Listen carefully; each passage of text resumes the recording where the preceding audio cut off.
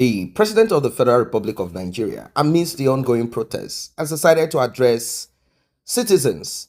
And he has a lot of things to say. He touched on security, he touched on destruction of properties, and he also talked of violence. He talked of what this government, this administration has done. He spoke in a way not to antagonize the previous administration, but he made it clear that the mismanagement of previous administration is what he is trying to put together. He talked at length about the measure that he put in place, even though it is painful, such as removal of fuel subsidy. He said this had to be done because of certain elements, certain people who are mafians, who are the ones making gain from the subsidy. He said he had to do something about it, that it cannot continue. And he said this administration also maximize some other products that Nigerians are not looking at. Well, let us listen to what the President of the Federal Republic of Nigeria has to say. Do not forget to like and share. Do not forget to tap on the subscribe button. Let us see if this address will put to rest the agitation.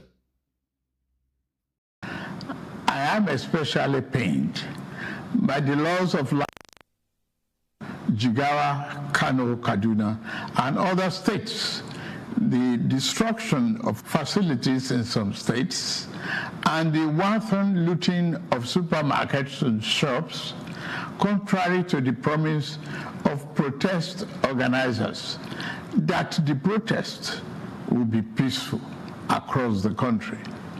The destruction of properties set us back as a nation, as scarce resources will be again used to restore. I commiserate with the families and relations of those who have died in the protest. We must stop further bloodshed, violence, and destruction. As the president of this country, I must ensure public order in line with the constitutional oath to protect the lives and property of every citizen. Our government will not stand idly by and allow a few political agenda to tear this nation apart. Under the circumstances, I hereby enjoin protesters and the organizers to suspend any further protest and create room for dialogue, which I have always acceded to at the slightest opportunity. Nigeria requires all hands on deck and need us all, regardless of age, party, religion, or other divides, to work together, reshaping our destiny as a nation. To those who have taken undue advantage of this situation to threaten any section of this country, be warned. The law will catch up with you. There is no place for ethnic bigotry or such threats in the Nigeria we seek to build. Our democracy progresses the right of every Nigerian are respected and protected. Our law enforcement agencies should continue to ensure full protection of life and properties of innocent citizens in a responsible manner. My vision for our country is one of a just and prosperous nation where each person may enjoy the peace, freedom, and good that only democratic good governance can provide. One that is open, transparent, and accountable to the Nigerian people. For decades, our economy has remained anemic and taken a dip because of many misalignments that have stunted our growth. Just over a year ago, our dear country, Nigeria, reached a point where we couldn't afford to continue to use to solve long-term problems for the sake of now and our unborn generations. I therefore took the painful yet necessary decision to remove first subsidy and abolish multiple foreign exchange system, which had constituted a noose around the economic jugular of our nation and impede our economic development and progress. These actions block the greedy profit that smugglers and rent seekers made. They also block the undue subsidy we had extended to our neighboring countries to the detriment of our people, rendering our economy prostrate. These decisions are made were necessary if we must reverse the decades of economic mismanagement that didn't serve us well. Yes, I agree. The buck stops on my table. I assure you that I am focused fully on delivering the governance to the people, good governance for that matter. In the past 14 months, our government has made significant strides in rebuilding the foundation of our economy to carry us into a future of plenty and abundance.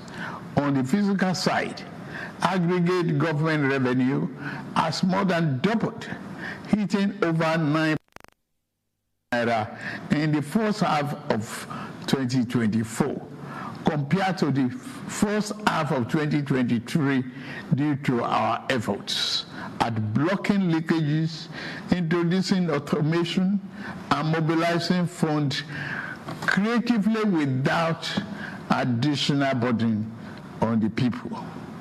Productivity is gradually increasing in the non-oil sector, reaching new levels and taking advantage of the opportunities in economic ambience. My dear brothers and sisters, we have come this far, coming from a place where our country spent 97% of all our revenue on debt service. We have been able to reduce that to 68% in the last 13 months. We have also cleared legitimate outstanding foreign exchange obligations of about 5 billion without any adverse impact on our. This has given us more financial freedom and room to spend more money on you, our citizens, to fund essential social services like education and health care. It has also led to our state and local government receiving highest allocation ever in our country's history from the Federation account. We have also embarked on major infrastructure projects. We are working to complete inherited projects critical to our economic prosperity, including roads, bridges, railways, power, and oil and gas development. Notably, the Lagos-Calabar Coastal Highway and Sokoto-Badagry Highway projects will open up 16 connecting states, creating thousands of jobs and boosting economic output through trade, tourism, and migration. Our once declining oil and gas industry is experiencing a resurgence on the back of the reforms I announced in May 2024 to address the gaps in the Petroleum Industry Act. Last month, we increased our oil production to 1.61 million barrels per day, and our gas assets are receiving the attention they deserve. Investors are coming back into foreign direct investments signed over $500 million since then. Fellow Nigerians, we are a country blessed with both oil and gas resources, but we met a country that had been dependent solely on oil-based petrol, neglecting its gas resources to power the economy. We were also using our hard-earned foreign exchange to subsidize the use. To address this, we immediately launched our compressed natural gas initiative, CNG, to power our transportation economy and bring us down.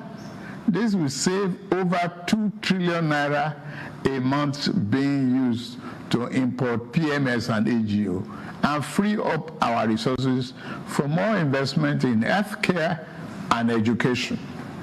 To this end, we'll be distributing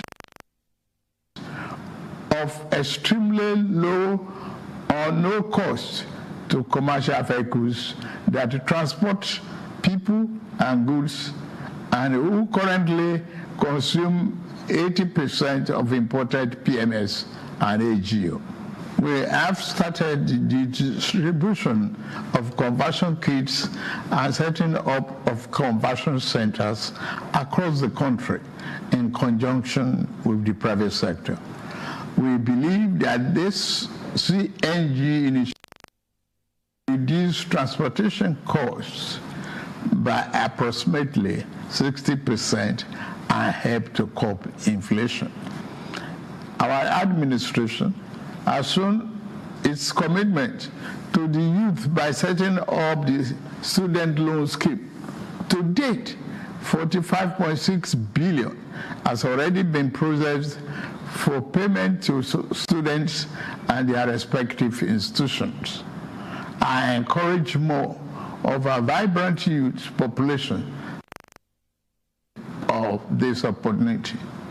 We established the Consumer Credit Corporation with over 200 billion to help Nigeria to acquire essential products without the need for immediate cash payment, making life easier for millions of households. This will consequently reduce corruption and eliminate cash and opaque transactions.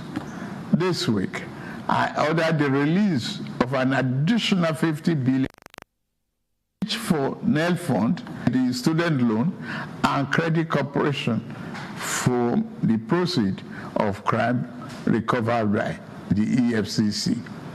Additionally, we have secured $620 million under the Digital and Creative Enterprises, IDICE, a program to empower our young people, creating millions of IT and technical jobs that will make them globally competitive. This program, the 3 million technical talent scheme, unfortunately, one of digital centers was vandalized during the protests in Kano. What a shame. In addition, we have introduced the Skill Up Artisans Program, SUPER, the Nigerian Youth Academy, NIA, and the National Youth Talent Export Program, NATEP. Also, more than 517 billion used to the 36 states to expand livelihood support to their citizens, while 600,000 nano businesses have benefited from our nano grants. An additional 400,000 more nano businesses are expected to benefit. Furthermore, 75,000 beneficiaries have processed to receive our 1 million micro and digit interest loans starting this month. We have also built 10 MSME hubs within the past year, created 240,000 jobs through them, and 5 more hubs are in progress, which will be ready by October this year. Payment of 1 billion each also have been made to us under a single-digit loan to boost manufacturing output and stimulate growth. I signed the national minimum wage into law last week, and the lowest earning worker will now earn at least 70,000 naira a month. 6 months ago in Kasana, Abuja, I inaugurated the first phase of our ambitious housing initiative, the Renew and Estate. This project is the first of 6 we have planned across the nation's geopolitical zones.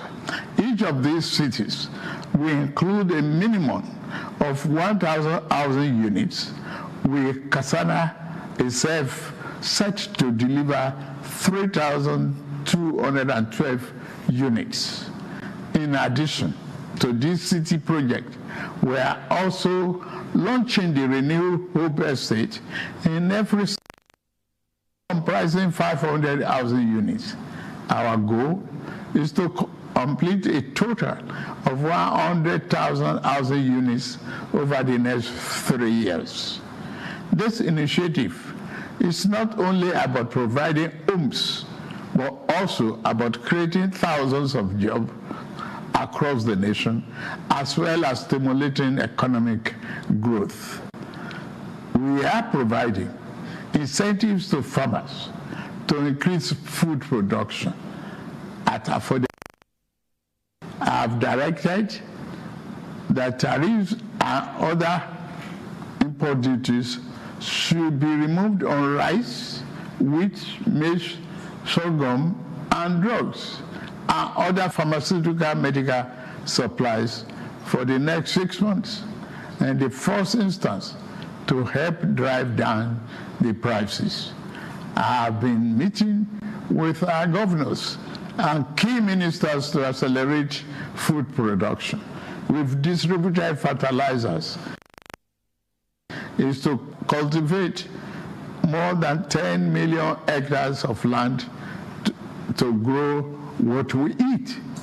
The federal government will provide all necessary incentives for this initiative, whilst the state provide the land, which will put millions of our people to work and further increase food production. In the past few months, we have also ordered mechanized farming equipment, such as tractors, worth billions of naira from the United States, Belarus, and Brazil. I can confirm to you that the equipment is on the way. My dear Nigerians, especially our youths, I have heard you loud and clear. I understand the pain and the frustration that drive this protest, and I want to assure you that our government is committed to listening and addressing the concerns of our citizens. But we must not let violence and destruction tear our nation apart. We must work together to build a brighter future where every Nigerian can live with dignity and prosperity.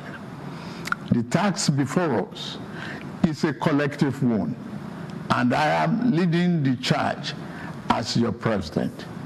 A lot of work has gone into stabilizing our economy, and I must stay focused on ensuring that the benefits reached every single Nigerian as we promised. My administration is working very hard to improve and expand our national infrastructure and create more opportunities for our young people. Let nobody misinform and miseducate you about your country or tell you that your government does not care about you. Although there have been many dashes in the past, we are in a new era of renewed hope. We are working hard, and the result will soon be visible and concrete for everyone to see, feel, and enjoy. Let us work together to build a brighter future for ourselves and for generations to come. Let's choose hope over fear, unity over division, and progress over stagnation. The economy, please don't shut out this oxygen. Now that we have been enjoying democratic governance for 25 years, do not let the extremists of enemies of democracy use you to promote an unconstitutional agenda that will set us back on our democratic journey. Forward ever, backward never. In conclusion, security operations continue to maintain peace, law, and order in our country, following the necessary Convention on Human Rights, to which Nigeria is a signatory. The safety and security of all Nigerians are paramount. Thank God and thank you for your attention, and may God continue to bless our great nation. Thank you very much.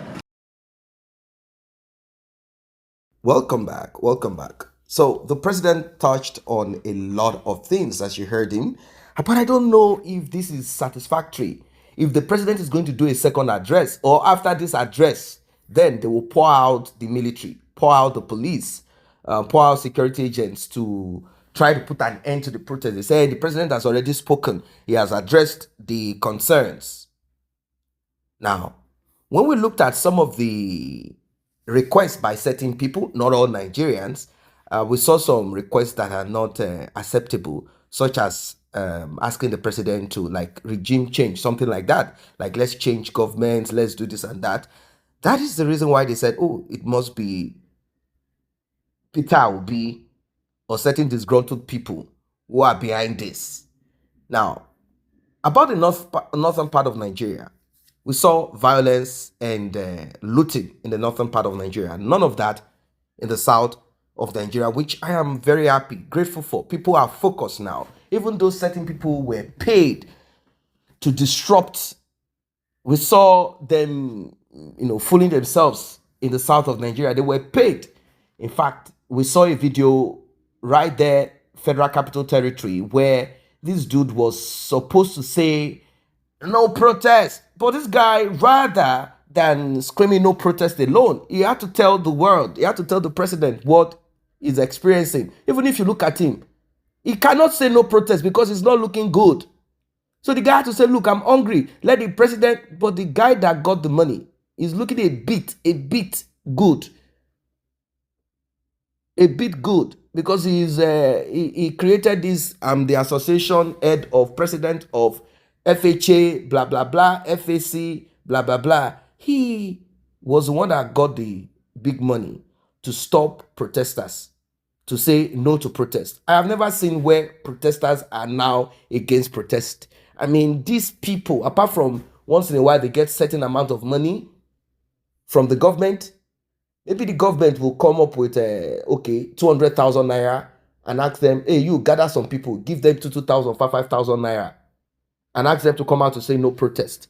Very dumb, foolish people. But then, we are the one looking at them as dumb and foolish. These are the same people that end up becoming politicians because they are around politicians. They continue in that. And one day they say they want to be local government chairman in their ward. And before you know it, they become. And they continue to replicate the same thing. These are criminals. So we should be aware of this. Also, very important. So let us look a little bit at what the president said, because there are mixed reactions as regards what he said. Sunday, 4th August 2024. The address is supposed to tackle the ongoing end bad governance in Nigeria. And you see, it is what it is. It is what it is. So the president's speech was more focused on highlighting his achievements. And he spoke about other initiatives that the government is looking at. I think the president is addressing those that understand what he's doing rather than directly addressing the specific demands of the protesters. There are certain things that are being demanded, which, like I told you at the beginning, some of those things are like regime change, which is not going to be possible. He had already addressed it earlier. He said, look, don't come out telling me I should not be here. Talk to me when elections come. And you know it's not possible to kick Bola Ahmed Tinubu out. If Bola Ahmed Tinubu could become president against all odds, everything worked against him. In fact, Buhari made sure, although at the end of the day, they know what they needed to do, but Buhari presented himself as someone who was not going to help Tinubu step in. But you know the final say. Buhari struggled to stay off, but maybe it could be a ploy. Anyway, the thing is this. Even Obasanjo, he came out shuffling, he was going to address the nation. This. It's not going to make any sense. You have no say. At the end of the day, Tinubu became president of Nigeria. So if he did become president of Nigeria, what makes you think that Tinubu will not win the second term? He's the one in charge, he's the one in control. He will win based on how Nigeria has been structured. Who appoints those that will make him president? He's the one. There are two people that he believes are important.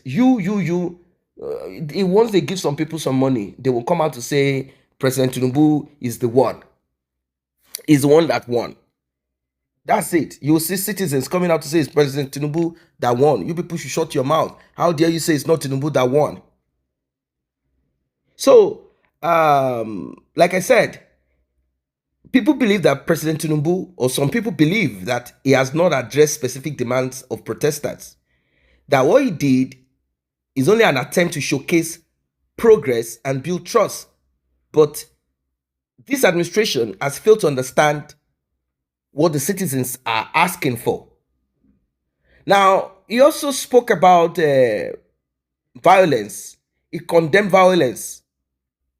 And they said, you cannot just condemn violence. You should also look at the root cause of the unrest.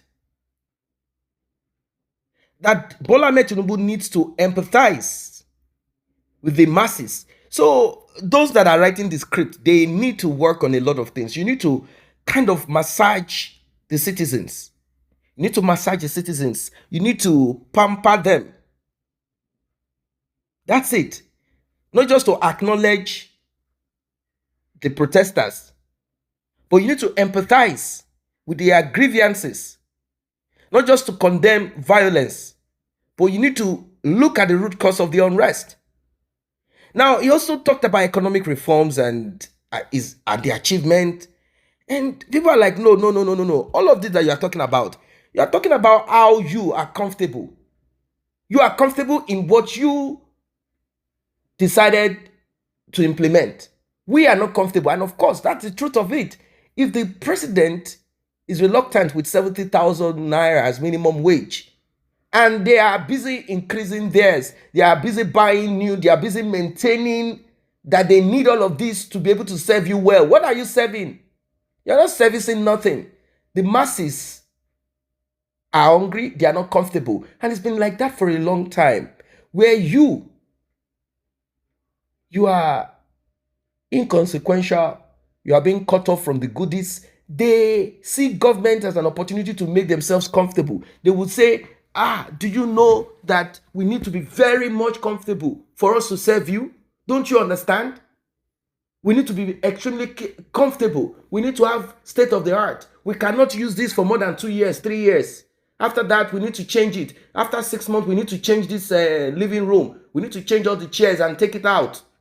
We need to be very comfortable. I can't sit on a sofa that I've sat on for 3 months. We need to change it so that when I sit, I'll feel comfortable to make decisions on your behalf. That's how they roll. And if you talk, they say, but you have elected me, so I have to finish what I came in for. You can't blame me. This is how they roll. This is what they do. So how long are we going to continue in this foolishness? That is the question.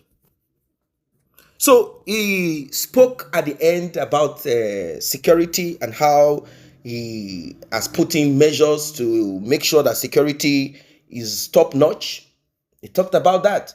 He talked about how his government has stopped over reliance on petroleum products, how they want to look into gas and other natural resources. That's what he's talking about. And how they have built this road linking this and that, and the current project that is from this down to the southeast, south, and this, and these are what they are doing. What about cutting down the Senate? These are part of the demand. They said, look, we don't want replication of the same duty. How does it make sense to have House of Assembly, state level, House of Rep, federal level, and also Senate by the side? How does it make sense? Then we have the executive. And these people, they don't take their wages or salary as a joke. They don't have this backlog. No, it doesn't work that way. They take it top notch, and they also collect money that they claim they will be using for their constituency, for their ward, for their this, for their that. These are these guys' role. Security, allowance for this, kitchen allowance, that allowance for the bedroom. They take this serious. But when you talk about minimum wage or talk about your own comfort, it becomes issue. This is not supposed to be. Not at all. This is not supposed to be. It's a serious issue. So Omoyele Sowore had posted the speech also, and he made a comment on it. And well, he said campaign after election. He wrote this, and some other people also said some things.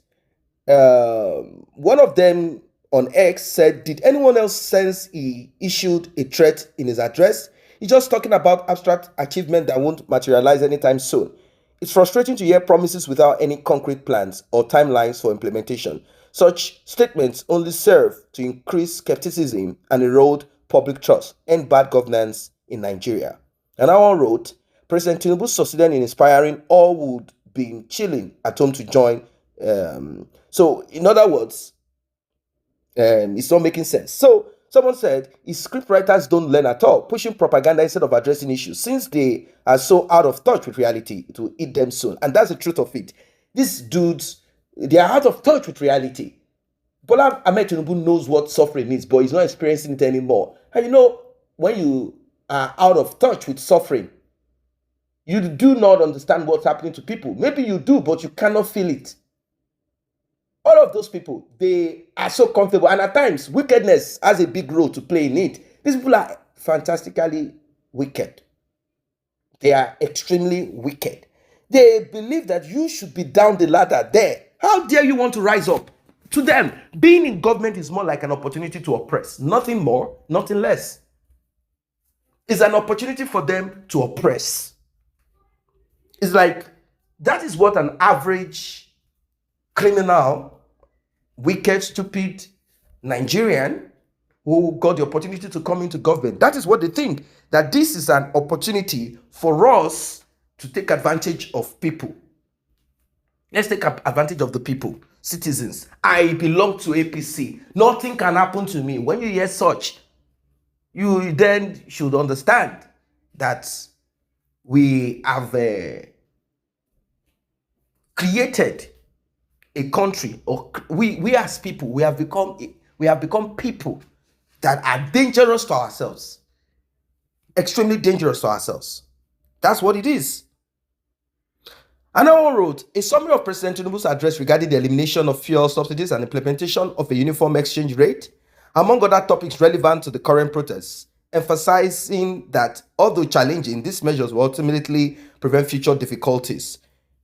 Another person wrote, In summary, President Tinubu contradicted himself. He won't reverse his decision on the fuel subsidy, but asking us to embrace dialogue. Dialogue on what exactly? He has no plans to listen to Nigerians. He should have kept quiet and continued with his agenda. In his view, good man, another one wrote, President Tinubu is an unrepentant tyrant. His speech is nothing but insult and blackmail against the Nigerian people, addressing nothing but grandstanding over his failed policies, unwilling to take responsibility for more than 40 persons RIP by his government in 3 days. This is how bad it is. This is how terrible it is. So sad. Another one wrote, my condolences to all failed subsidiaries across the nation. May God grant you the fortitude to bear this irrevocable loss. Don't allow your livelihood to rely entirely on a wolf from CBN or NMPC because you don't know when your Tinubu will arrive. Get decent work. And I would say, if you're a supporter of this APC, jokes aside, you need to be ashamed of yourself. Another one wrote, patience is the missing ingredient, and with a little more time, we'll get it right. Rome wasn't built in a day. With the policies and reforms seen so far, I know Tinubu is making headway. Now, Tinubu might be making headway, sort of, but how do you alleviate the present condition when you are comfortable? None of these policies are affecting Tinubu or those in the corridors of power. That is the issue with the people. It's not affecting them, but you have to be sacrificed. You have to pay the price. You have to experience hardship whenever anything comes up. They have immunity against suffering. They have immunity against hardship. What nonsense is that? What rubbish is this? Enough is enough. Let suffering begin from them. Let senators, we want to see them experience hardship. We want to see the executive experience hardship. Then we will know that we are in it together. If not, enough is enough. Everything must be equal and balanced.